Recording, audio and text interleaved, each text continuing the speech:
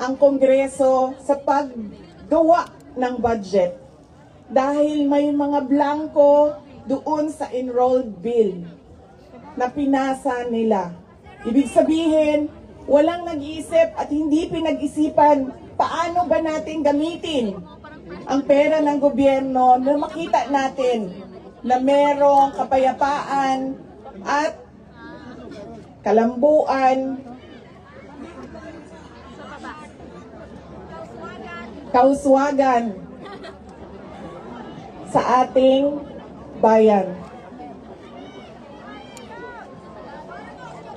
Noong ako ay tinanong noon bakit ako nag-resign sa Department of Education. Sabi ko, unang-una, personal yon. Meron kaming personal na hindi ko gusto na ginawa niya sa akin. Pangalawa, dahil sa loob ng Department of Education. Sinabi ko na itong noon, personal ko to na experience. Yung budget ng school building program ng Department of Education, pinaghati-hatian lang sa loob ng House of Representatives.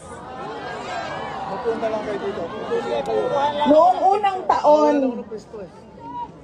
taon, nagawan ko ng paraan. Sabi ko, hindi pwede, sige. Kung yan ang gusto ninyo, yan ang makapagpapasa ng budget.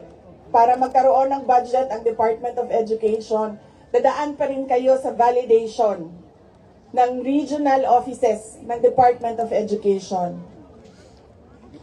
Pag sunod na taon, naisipan na nila kung ano ang gagawin nila at hindi nila ma-deny ito dahil nakikita ninyo sa papel.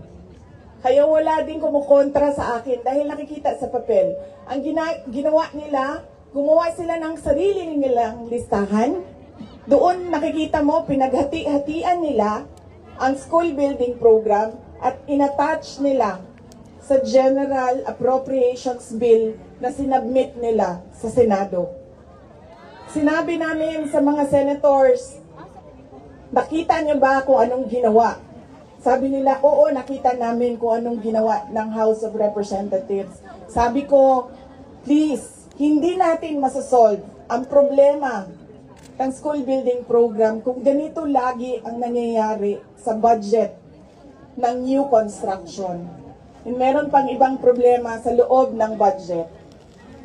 Sinubukan ng mga senators na tanungin, pasagutin, sumasagot, yes, pero pagdating sa BICAM, anong nangyari? Wala namang totoong BICAM kung saan pinag-uusapan ang paggamit ng pera. Ang desisyon lang na nandun ay kay Zaldico, kung panahon ko, kay Zaldico at kay Martin Romualdez. At diretsong pinapapirma